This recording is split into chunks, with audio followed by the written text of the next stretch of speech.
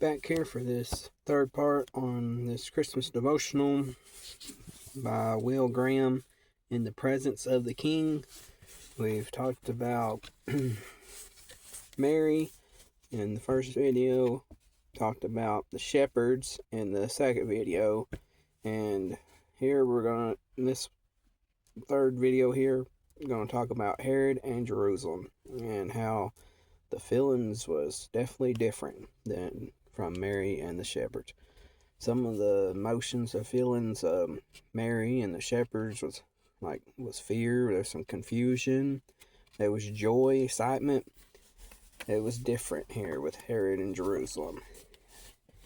In Matthew 2, verse 2 and 3, "Where is he who has been born King of the Jews? For we have seen his star in the east, and have come to worship him. When Herod the king heard this, he was troubled, and all Jerusalem with him."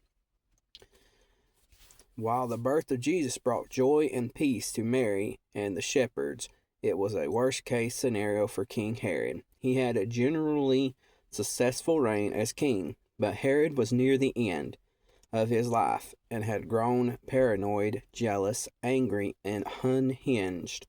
He was so desperate to maintain his throne that he murdered anyone he deemed a threat, especially his own family. He is said to have killed his beloved wife, Marmina, and her 2 sons, as well as her brother, mother, and grandfather, and even his own firstborn son, Antipater. It's no wonder that Herod was terrified. When wise men from the east arrived asking, "Where is he who has been born King of the Jews?" I can imagine Herod forcing a smile as he spoke with the Magi. "Go and search carefully for the young child, and when you have found him, bring back word to me that I may come and worship him also." Matthew 2, verse 8. And then he lied, concealing his hatred and dread. He probably waved a friendly goodbye to the wise men before excusing himself to a back room where his temper exploded. Picture him throwing priceless vases and tearing his clothes, ripping tapestries off the wall, and turning over tables. "How can this be? I'm the king. No one will take my throne. He will die first." All he had to do was wait on the foreigners to find the babe and report back to him. Then he would take care of the issue before the boy was even old enough to crawl. We know the emotions that Herod was feeling, but we're also told in the passage that all Jerusalem was troubled as well. They knew enough about Herod to understand that he would spill innocent blood trying to protect his throne. That's exactly what happened, of course. After the wise men were warned about Herod and slipped out of Jerusalem without returning to him, the king devised an evil, murderous plot in a last attempt to stave off this potential insurrection. He massacred all boys 2 years old and under in and around Bethlehem. Many innocent children died. Many families were left broken and devastated because of the actions of King Herod. Christ's arrival troubled Herod greatly to the point of violence because it meant a swift shift of power. He was used to having all authority and running things his way. He was aggressively protective of his rule and kingdom. But the birth of Jesus, the King of Kings, meant that he might lose those things he held dear. In Herod's mind, there was only room for one king on the throne, and he was not about to share it. The truth is, Herod was absolutely right. There is only room for one king on the throne, but Herod was not that king. Jesus is the king.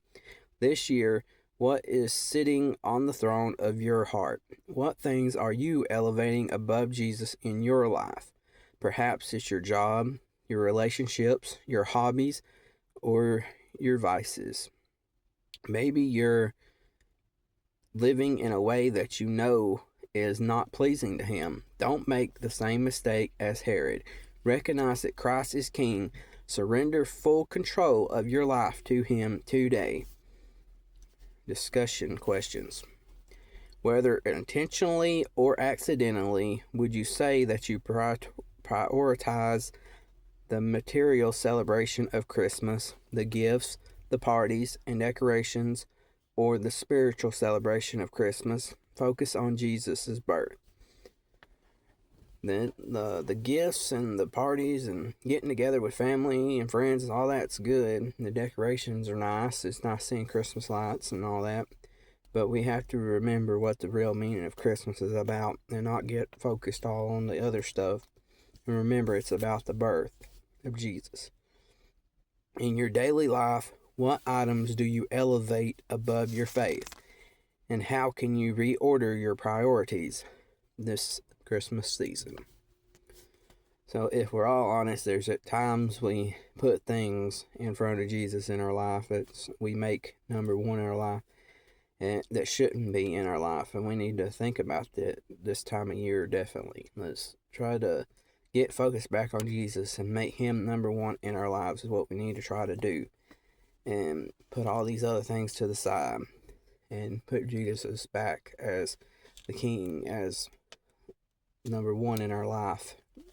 Not self, but Jesus needs to be number one. And the prayer here to end is, Dear Jesus, forgive me for not giving you complete control of my life.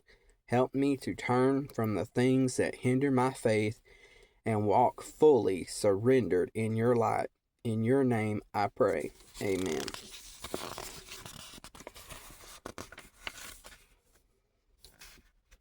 On our next video, we're going to talk about the wise men. We talked about them a little bit here with Herod, but we're going to be talking about the wise men some more.